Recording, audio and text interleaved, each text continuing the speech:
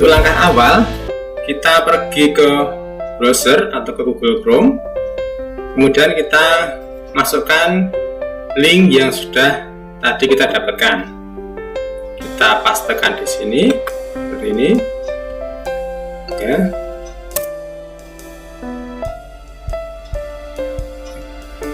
Ini adalah tampilan awal di site laboratorium jurusan okupasi terapi.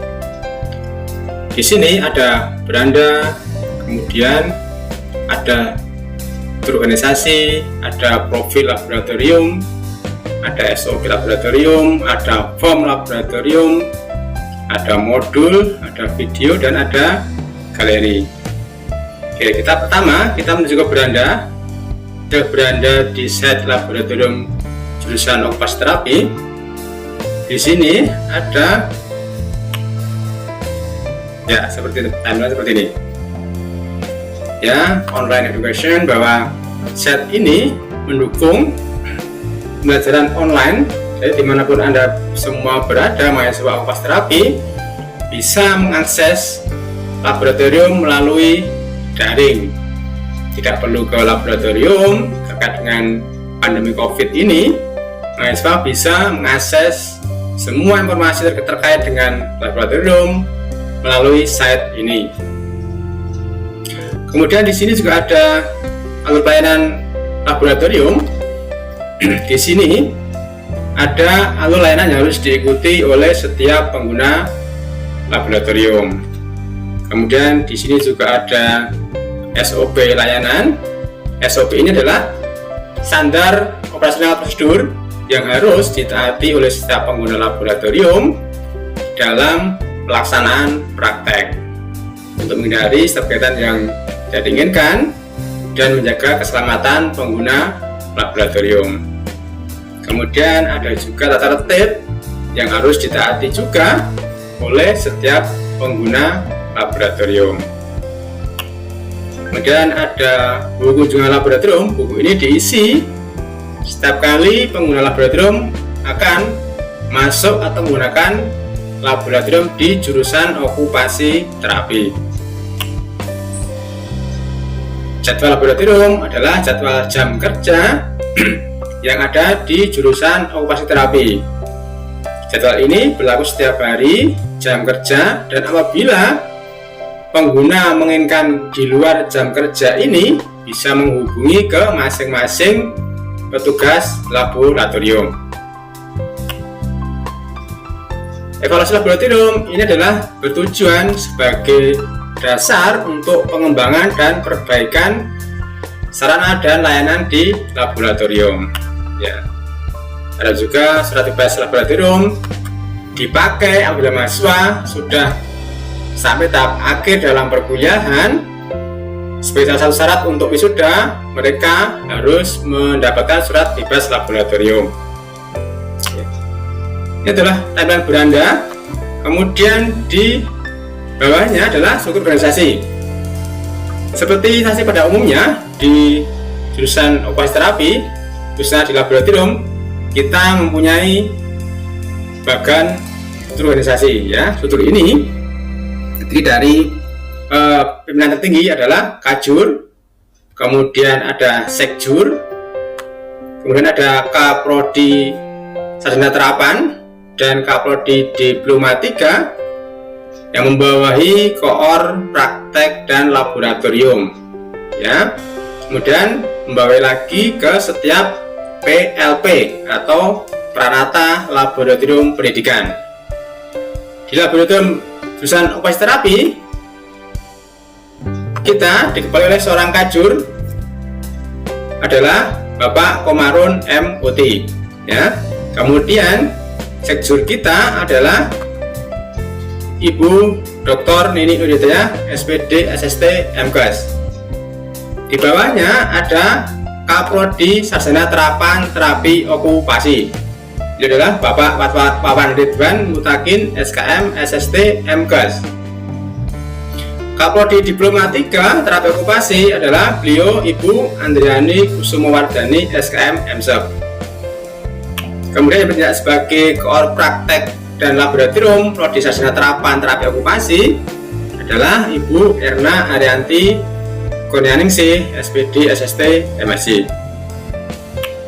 Koordinator Praktek dan Laboratorium Prodi Diploma 3 Rabi Okupasi, beliau Dr. Prasaja SRKes MKes. Kemudian untuk Penata Laboratorium Pendidikan atau PLP-nya, yang pertama adalah Ibu Retna Febri Arifiati, Sarjana Psikologi, Master Psikologi. Beliau adalah PLP di Laboratorium Laser. Kemudian Bapak Marso Adinugroho, SSTUT, beliau PLP di Laboratorium Psikososial dan Laboratorium Produktivitas. Kemudian saya sendiri, Hadi Sutopo, saya adalah PLP di Laboratorium Splinting dan Anatomi Fisiologi. Kemudian Ibu Iva Nurhayati, STRUT, beliau adalah PLP di Laboratorium Pediatrik. Dan terakhir, Bapak Saiful Amri, dia adalah PLP di Laboratorium Pemeriksaan dan Neurologi. Kemudian di set ini ada juga profil laboratorium. Di profil ini adalah gambaran umum laboratorium jurusan operasi terapi dari awal berdirinya tahun 2002 sampai sekarang, ya. Dulu adalah masih terpisah, sekarang sudah terpadu. Di laboratorium jurusan operasi terapi ada 9 laboratorium, ya. Yang pertama adalah laboratorium pemeriksaan, ya. Di sini mahasiswa akan belajar tentang pemeriksaan umum, pemeriksaan fungsi, dan pemeriksaan okupasi terapi. Kemudian berikutnya laboratorium neurologi. Di sini mahasiswa akan belajar tentang pemeriksaan neurologi dan seputar praktek neurologi. Berikutnya laboratorium anatomi fisiologi. Di laboratorium ini mahasiswa akan belajar tentang anatomi dan fisiologi manusia. Berikutnya di laboratorium splinting dan alat bantu. Di sini mahasiswa akan mendesain sebuah alat bantu khususnya splinting yang bisa diterapkan dan diaplikasikan kepada klien. Di laboratorium ADL atau Activity Daily Living, mahasiswa akan belajar tentang aktivitas keseharian klien dan apa yang bisa diberikan kepada klien. Di laboratorium Laser adalah laboratorium yang akan membantu mahasiswa untuk belajar tentang pengisian waktu luang untuk klien dengan aktivitas yang bertujuan. Di laboratorium pediatrik, mahasiswa akan belajar tentang pemeriksaan pediatrik dan tumbuh kembang anak, dan juga tentang terkait dengan dunia anak-anak. Di laboratorium psikososial, mahasiswa akan belajar tentang psikososial dan gangguan kejiwaan. Di laboratorium produktivitas, mahasiswa akan belajar tentang aktivitas, gerakan, dan pembuatan berbagai macam alat peraga yang bertujuan untuk membantu dalam produktivitas. Kemudian di sarana dan prasarana, di lab jurusan operasi terapi kita lengkap, ya. Jadi kita mempunyai berbagai macam sarana dan prasarana yang bisa dipakai sebagai acuan untuk pembelajaran mencapai kompetensi mahasiswa. Ya, ini adalah bed elektrik, kemudian kita punya treadmill, dan kita punya berbagai macam pemeriksaan dan juga berbagai macam instrumen terstandar dan tidak standar yang dipakai sebagai ajang untuk praktek mahasiswa di laboratorium. Untuk di dalam laboratorium kita mempunyai 3 lantai. Lantai 1 adalah laboratorium splinting dan anatomi. Kemudian di lantai 2 adalah laboratorium produktivitas dan laboratorium pediatrik. Dan lantai 3 ada laboratorium laser dan psikososial. Di set ini kita juga ada SOP laboratorium. Tapi untuk SOP memang kita belum masukkan semuanya karena ini masih dalam tahap pengembangan.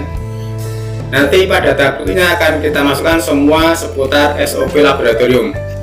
SOP ini dipakai sebagai acuan dalam praktek laboratorium sehingga menghindari hal-hal yang tidak diinginkan.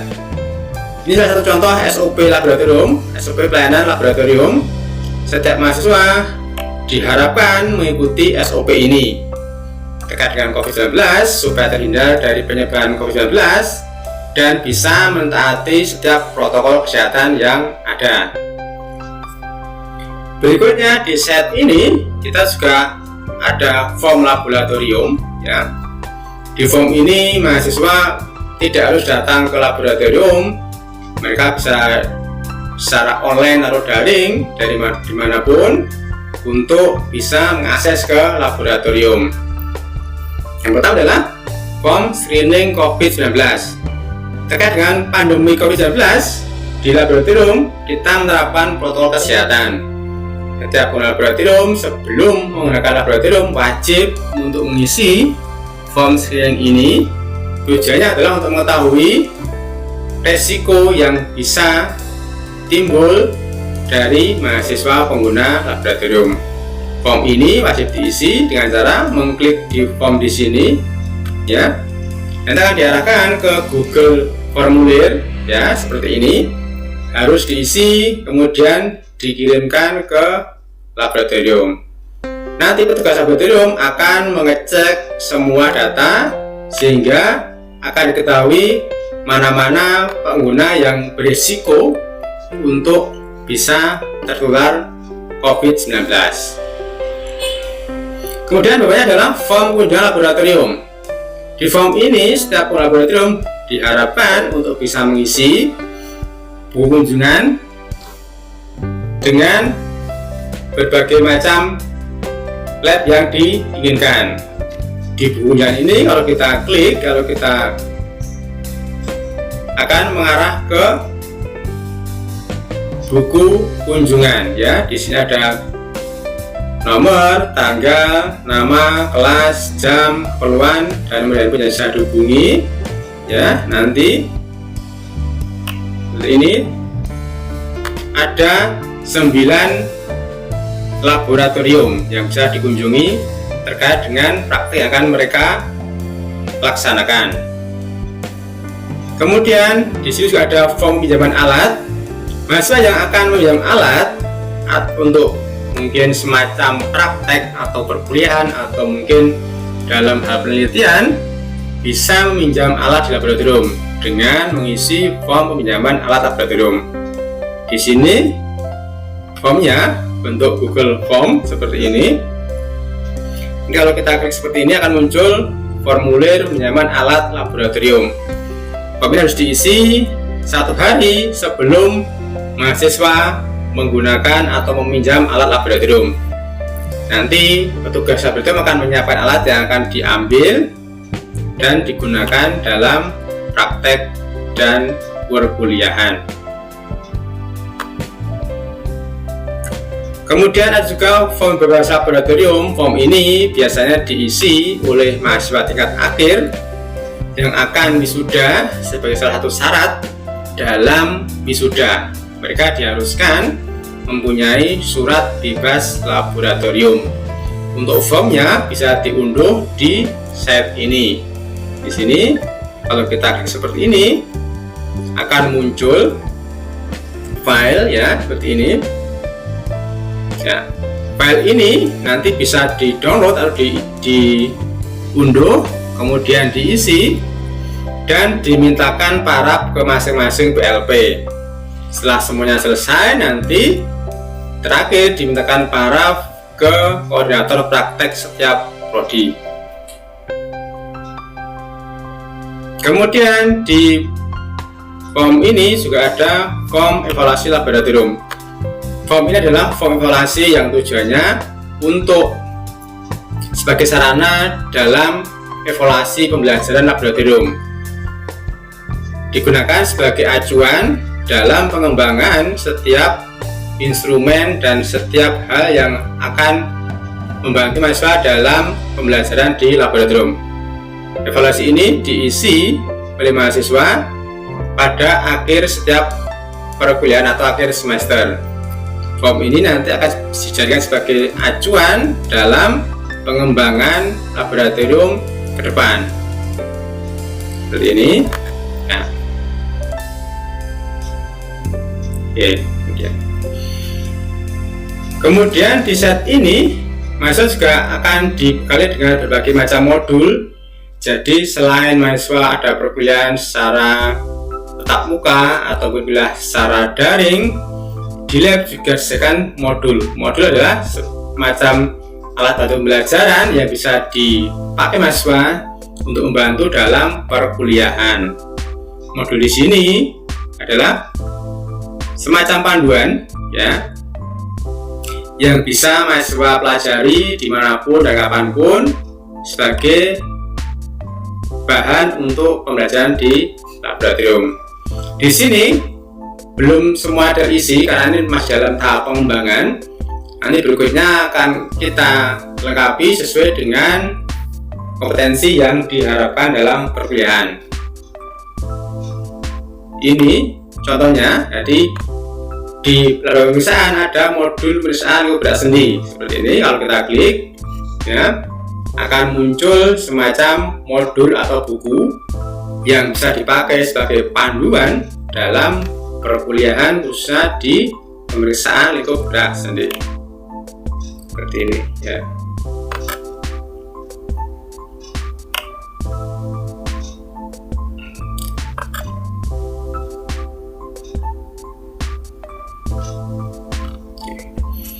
Kemudian di sini juga ada, saat ini kita memberikan berbagai macam video terkait dengan pembelajaran di laboratorium yang bisa tersambung atau kita linkkan dengan berbagai macam media, ya. Untuk video kita coba seperti ini, masuk ke video, ada video yang terkait dengan pembelajaran laboratorium, ya. Seperti ini, ya. Belum semuanya bisa dimasukkan, tapi nanti ke depan kita usahakan untuk bisa masukkan semua video ke dalam site ini.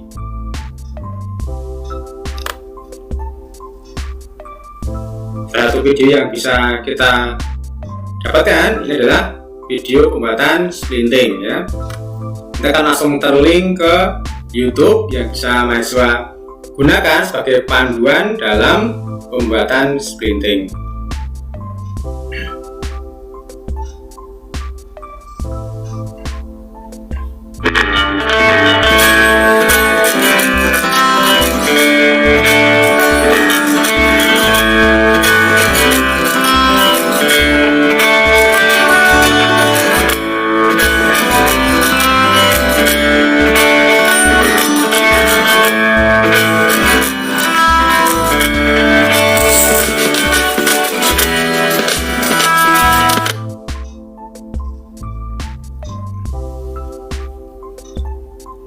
Video di sini nanti silakan bisa dilihat sendiri mana yang sesuai dengan perkuliahan yang Anda dapatkan. Ke depan akan kita coba lengkapi semua tentang video yang terkait dengan pembelajaran di laboratorium. Kemudian di set ini juga ada galeri. Galeri adalah file-file kegiatan mahasiswa yang dilakukan sebelum pandemi COVID-19, ya. Jadi semua kegiatan mahasiswa yang dilakukan di laboratorium akan didokumentasikan dalam galeri ini. Ini adalah satu galeri laboratorium pemeriksaan, mahasiswa melakukan kegiatan pemeriksaan di lab pemeriksaan. Kemudian di sini ada laboratorium neurologi, mahasiswa melakukan pemeriksaan seputar neurologi. Kemudian ke bawah sampai bawah laboratorium anatomi fisiologi, mahasiswa melakukan praktek fisiologi, dan semua ke bawah, ya. Ini kita mahasiswa yang dilakukan di setiap laboratorium khususnya sebelum adanya pandemi COVID-19. Dan sekarang laboratorium melayani secara daring terkait dengan protokol kesehatan COVID-19.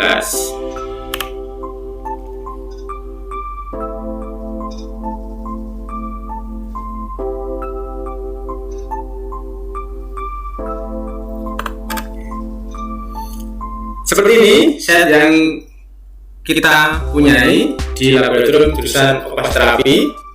Semoga info ini bisa membantu Anda semua. Sekali lagi selamat datang di jurusan okupas terapi Surakarta, khususnya di laboratorium jurusan okupas terapi Surakarta. Wassalamualaikum warahmatullahi wabarakatuh.